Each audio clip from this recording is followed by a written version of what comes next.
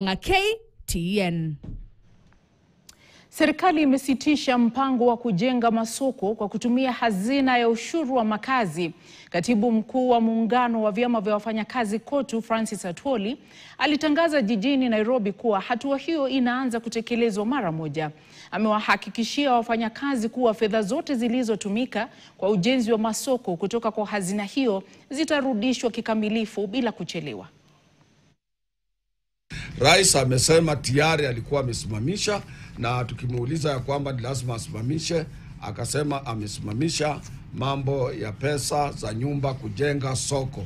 Na zile soko ambazo zilikuwa zimejengwa na hizo pesa, kamati itatengenezwa na ambayo itakayowahusu governors na wale watu kutoka katika national government kurecover hiyo pesa ama kurudisha hizo pesa kwenye levy fund ya kujenga nyumba. Hiyo ni kitu ya kwanza. Pili, mnavyojua wafanyikazi wengi wamecomplain, wanasema sisi tunatoa hizi pesa, tunajenga hizi nyumba na hatuwezi kupatiwa nafasi ya kuingia katika hizi nyumba. Je, kutakuaje?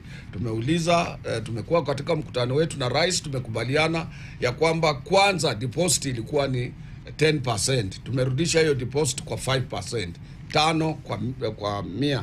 Na pia tukasikizana ya kwamba mtu yeyote ambaye ana payslip na alipe 5% akiwa anafanya kazi, watapatiwa nafasi ya kupata hizo nyumba.